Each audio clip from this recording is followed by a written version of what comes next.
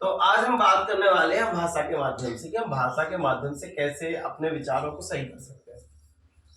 भाषा का समावेश अगर जैसे हमारे अंदर कोई अगर गलत भाषा है या जिन शब्दों का हमारे अंदर गलत प्रभाव है, अगर वो बार बार निकलते हैं, जैसे हमें अच्छी हिंदी सीखनी है, इंग्लिश सीखनी है, तो सबसे पहले आपको भाषा में परिपक्व होना पड़ेगा।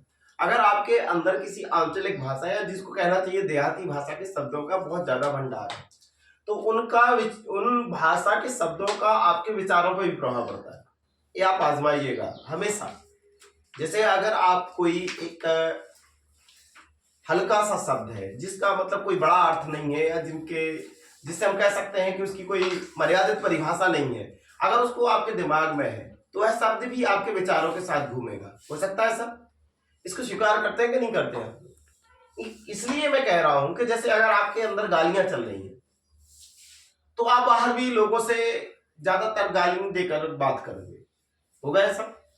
अगर आपके पास अच्छे शब्द नहीं है तो आपके पास फिर अच्छी भाषा नहीं है। तो यही कह रहा हूं कि जैसे अगर कोई भाषा सीखनी है और भाषा को अपना माध्यम बनाना है और भाषा के माध्यम से तरक्की करनी है, तो सबसे पहले आपको अपने शब्दों पर पकड़ बनानी होगी और शब्दों की गहराई, शब्दों का भंडारण आपको भाषा सिखा सकता है।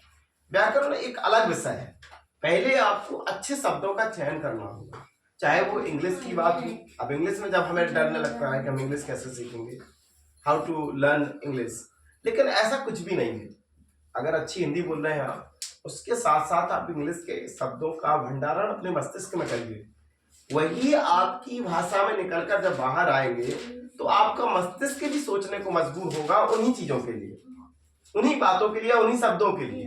तो आपकी भाषा अपने आप सुदृढ़ होगी, एक अच्छी भाषा निकलेगी। आप हर दिन हिंदी का अगर प्रयोग करते हैं तो आपके मस्तिष्क को, आपके मन को, आपकी जबान को एक आदत पड़ जाती है कि मुझे क्या बोलना है, क्या बोलना है, हिंदी। तब फिर आप छोटे शब्दों का प्रयोग करना बंद करें। छोटे शब्दों का अर्थ समझ रहे हैं आपने? आंचलिक भाषा में जो बिगड़े हुए शब्द होते हैं उन शब्दों को आप नहीं बोल करके हिंदी बोलोगे और फिर आपका आत्मविश्वास बढ़ता चला जाएगा और आप अच्छी भाषा बोल पाएंगे। तो मेरे हिसाब से आपको ये करना चाहिए। एक टॉपिक है आज का ये कि हम कैसे अच्छी भाषा के ऊपर पकड़ प्राप्त करें।